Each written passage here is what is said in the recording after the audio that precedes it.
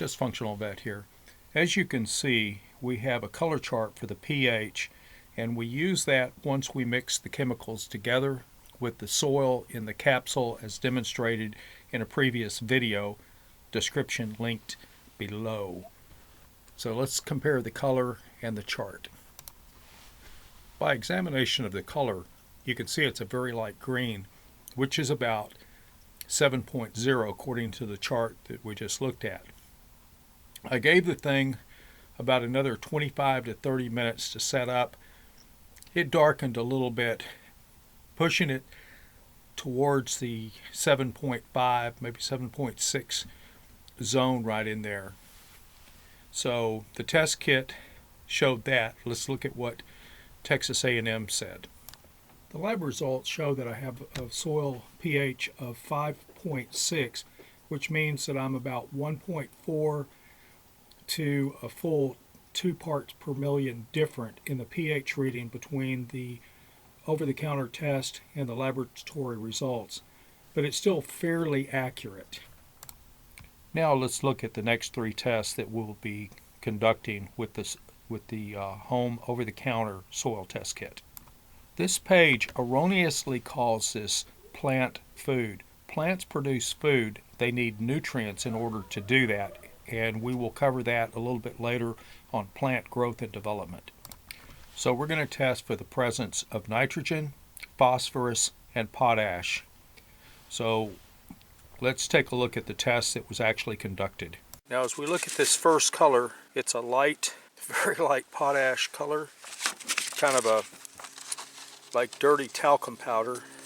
So we're down here at the very low level, right here. Moving on to phosphorus, which is the second one, we have a actually kind of a green color. It's not even blue, it's green. We shake it up a little bit and we get a bluish color, which is down here somewhere between low and very low. We mix up our nitrogen and we get a 0. Going from the last test to the first, it says nitrogen is 1 and it recommends 1.4 per 1,000 square feet of fertilizer. Notice the line with the bars there. On the nitrogen, it shows no bars at all, meaning that I'm essentially 0 and the results came back 1. The next test is phosphorus, which I recorded low to very low. The phosphorus shows to be low. Now you'll see that Cl in the center column there. That Cl is a critical limit. That's what the plant needs, and it is definitely low, and I recorded low to very low. So the over-the-counter test kit in that regard was still very accurate. The last subject to deal with is called potash in the test. Potash is potassium chloride, KCl, which is a stabilized salt form of potassium which plants can take in. The word potash comes from plant ash, which means ashes of plants produced the potash or potassium that the plants needed. So let's take a look at that. Since we aren't worried about chloride, all we're going to look at is the potassium. Now the potassium is sitting right at the critical level, just a slight bar above, and I recorded low to very low on that, and it should be closer to medium. So in that regard, the test was a bit wrong. Now I did let the thing sit for a while, but there wasn't a significant change that was to be noted on any of that stuff. So what is the conclusion that we can draw from these 2 tests, the lab and the over-the-counter?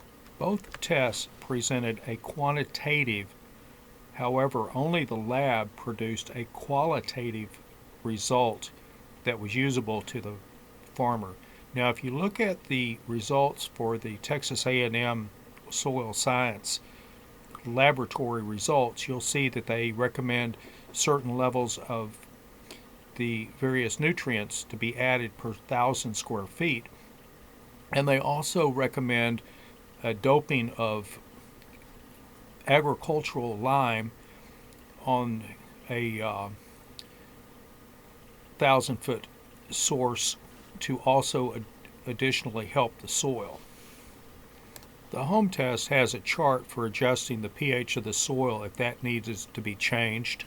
This test also comes with recommendations for established beds and feeding fertilizer and such. This graphic also shows some reference to treating the soil before planting. That can be contraindicated depending upon the time of year that you're planting. You don't want to give certain crops fertilizers after certain months depending upon what they are and where you are, so that they don't try to bloom out during the fall and suffer freeze damage. This last page shows a chart. Now this is off of the card that came with the over-the-counter test kit, and it shows the pH that various types of plants, from ornamentals to vegetables to trees, would prefer to have when growing. The assessment between the lab results and the over-the-counter are actually very close together.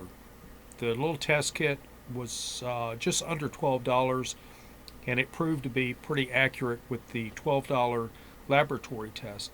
The difference is that the laboratory test gives you a graphic representation of your critical level of plant nutrient that the plants need, as well as a very accurate pH level, which in my case I got about a 7.0 to 7.5 depending upon the coloration as I judged it in the sunlight, not looking at it through sunlight but through reflected light off of a white surface. Overall, I would say have a soil test kit so you can get fairly quick results and can kind of get an idea what you need to have available and be ready to go get it. But I would also recommend the laboratory because it's going to be extremely accurate, and you can also find out about the micronutrients, which we will be going into when we deal with plant growth and plant propagation. So we'll see you next time. Dysfunctional Vet out.